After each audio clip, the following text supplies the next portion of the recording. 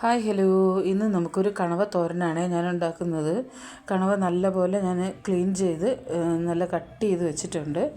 ഇനി അതിന് വേണ്ടുന്ന ഇൻഗ്രീഡിയൻസ് ഒരു 2 വലിയ തക്കാളിയാണ്. പുളിപ്പിന് വേണ്ടിയിട്ടാണ് 2 വലിയ തക്കാളി, ഒരു 5-6 പച്ചമുളക് കീറി വെച്ചിട്ടുണ്ട്, ഒരു വലിയ പീസ് ഇഞ്ചി കഷ്ണം കട്ട് ചെയ്ത് വെച്ചിട്ടുണ്ട്. ഞാനിപ്പോൾ കുറച്ച് വെളുത്തുള്ളി എടുത്തിട്ടുള്ളൂ. നിങ്ങൾക്ക് ഇഷ്ടംപോലെ ഇതിന് ഉപയോഗിക്കാം, എത്ര ഇട്ടാലും അതിനത് ചേരും അത്. പിന്നെ 4 വലിയ സവാളയാണ് കട്ട് ചെയ്ത് വെച്ചിരിക്കുന്നത്. ഇങ്ങനെ സ്ക്വയറായിട്ടാണ് കട്ട് ചെയ്ത് വെച്ചിരിക്കുന്നത്. ഇനി നമുക്ക് ഓയിൽ ഒഴിച്ച് കൊടുത്ത്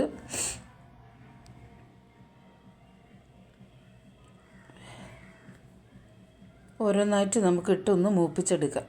വെളുത്തുള്ളി ആദ്യം ഇട്ടൊന്ന് സോട്ടായ ശേഷം നമുക്ക് ഇഞ്ചിയും കൂടെ അതിൽ കൂടെ ഇട്ട് കൊടുത്ത് അതും കൂടി ഒന്ന് കുറച്ച് മൂപ്പിച്ചെടുക്കാം. ഇഞ്ചി കുറച്ചൊന്ന് മൂക്കാനുണ്ട്, ഭയങ്കര ക്രിസ്പിന് ആവണ്ട, സാധാ മീഡിയം വഴണ്ട് വരത്തില്ലേ അങ്ങനെ വേണം.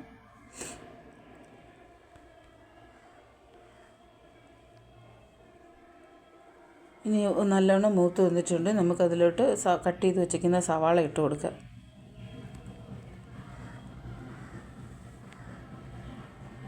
അതൊന്ന് നല്ലോണം വാടി വരുമ്പോഴത്തേന് നമുക്ക് പച്ചമുളകും കൂടി ഇട്ട് കൊടുക്കാം. അതിച്ചിരി വാടാനുണ്ട്. അതിൽ നമുക്ക് ആദ്യം ഉപ്പിട്ട് കൊടുക്കാം. കല്ലുപ്പായതുകൊണ്ട് കുറച്ച് മുമ്പ് ഇട്ട് കൊടുക്കുകയാണ്, പിന്നീട് ഇട്ടാലും മതി. പക്ഷേ സവാളയുടെ കൂടെ ഉപ്പിട്ടാൽ നല്ലവണ്ണം അത് നല്ല വഴണ്ട് വരും, ഇങ്ങനെ സ്ട്രെങ്ത് കുറഞ്ഞ് നല്ല തളർന്ന് വരും അത്. പച്ചമുളകും കൂടി ഞാൻ ഇട്ട് കൊടുത്തിട്ടുണ്ട്. നല്ല എരിവുള്ള പച്ചമുളകാണ്, ഒരു 7 ചെറുത് ഞാൻ ചേർത്തിട്ടുണ്ട്. നല്ല പോലെ ഒന്ന് വഴണ്ട് വരുമ്പോൾ നമുക്കതിലേക്ക് കുറച്ച് കറിവേപ്പിട്ട് കൊടുക്കാം. കറിവേപ്പ് എപ്പോഴും ഇടുന്നതിൻ്റെ എന്താ വെച്ചാൽ നമ്മൾ കടുക് താളിച്ചിട്ടില്ല. ഇതിൻ്റെ മണം നല്ല കറിവേപ്പില കിടന്ന് നമ്മൾ ഇതിൽ കൂടി വാടുമ്പോൾ ഇത് നമ്മളെ കറിക്കെല്ലാം മൊത്തത്തിൽ അത് പിടിക്കും. ഇനി നമുക്ക് 2 വലിയ തക്കാളിയാണിത് കേട്ടോ, ചെറുതല്ല. ചെറുതാണെങ്കിൽ ഒരു 3-4 വേണമെങ്കിലും നമുക്കെടുക്കാം. ഞാനിതിപ്പോൾ വലിയ 2 തക്കാളിയാണ് എടുത്തിട്ടുള്ളത്. അത് കട്ട് ചെയ്ത് വച്ചിരിക്കുന്നതിൻ്റെ വലിപ്പം കാണുമ്പോൾ നിങ്ങൾക്കറിയാമല്ലോ എത്ര ഉള്ളതായിരിക്കും എന്ന്.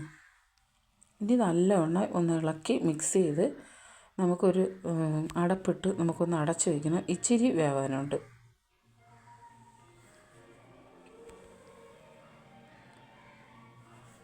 അതിനു മുമ്പ് ഞാൻ അരപ്പിനെ കുറിച്ച് കാണിക്കാമേ. കുറച്ച് മുളക് പൊടി, കുറച്ച് കൂടുതൽ തേങ്ങ, മഞ്ഞൾപ്പൊടി, ഇത്രയാണ് നമ്മൾ അരയ്ക്കാൻ എടുക്കുന്നത്. എരിവ് നമ്മൾ ആവശ്യത്തിന് ഇടാം. പിന്നെ തോരനായതുകൊണ്ട് ഇച്ചിരി കുറയ്ക്കുന്നതിൽ കുഴപ്പമില്ല. പിന്നെ മീനുമല്ലേ. ഇനി ഇതിപ്പോൾ ഞാൻ ഇതിൽ കൂടെ കണവ ഇട്ട് കൊടുക്കുകയാണ്. കണവയ്ക്ക് ഇച്ചിരി വേവുണ്ടല്ലോ. ഒന്ന് ഇളക്കി മിക്സ് ആക്കിയിട്ട് ഇനി നമുക്ക് അടച്ചു വയ്ക്കാം.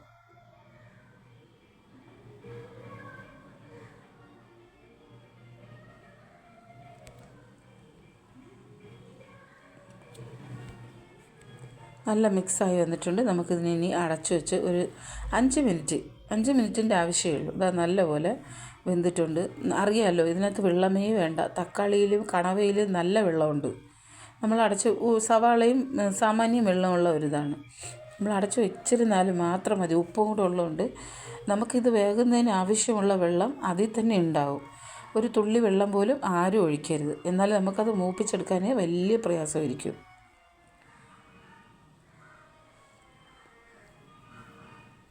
കുറച്ചും കൂടി നല്ലവണ്ണം ഒന്ന് വഴറ്റി ചേർത്തിട്ട്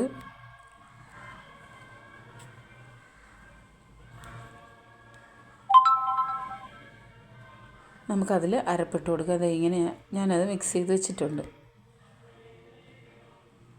അരപ്പിട്ട് നല്ലപോലെ നമ്മൾ ആവശ്യത്തിനുള്ള എരിവ്, ഉപ്പ് ഇതെല്ലാം നമുക്ക് പാകം അറിയാമല്ലോ, ആ കണക്കിന് നിങ്ങൾ ഇട്ടോളുക. പിന്നെ ഇതിൽ ഇച്ചിരി ഞാൻ ഉലുവപ്പൊടി ചേർത്തിട്ടുണ്ട്. അത് മീനല്ലേ, അത് കാണിക്കാൻ ഞാൻ വിട്ടുപോയിട്ടുണ്ട്. ലേശം ഉലുവപ്പൊടി, നമ്മൾ മീൻ കറിക്ക് ഇടുന്ന പോലെ വേണ്ട, ഒരു ലേശം പൊടിച്ചതിൻ്റെ ഒരു തരി കുറച്ച് ഞാൻ ഇട്ടിട്ടുണ്ട്. അത് നിങ്ങൾ ഇട്ടോണം, ഇതിൽ ഞാൻ കാണിച്ചിട്ടില്ല, അതെടുക്കാൻ വിട്ടുപോയി. അപ്പം നമ്മൾ കണവ നല്ല ഒരുവിധം അരപ്പൊക്കെ ആയിട്ട് നല്ല സെറ്റായി വന്നിട്ടുണ്ട്.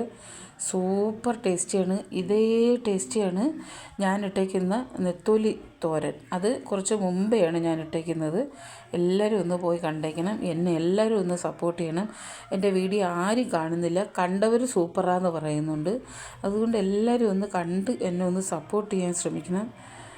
അത്രയുമേൽ കഷ്ടപ്പെട്ട് ഞാൻ ഇടുന്നതാണ്. അപ്പോൾ അടുത്ത വീഡിയോ ആയിട്ട് വരുന്നവരേക്കും ഓക്കെ, ബൈ.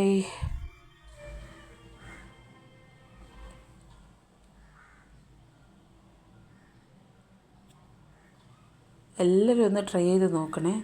ബൈ ബൈ പറഞ്ഞ ശേഷമാണ് ഞാനിത് പറയുന്നത്. ഓക്കേ.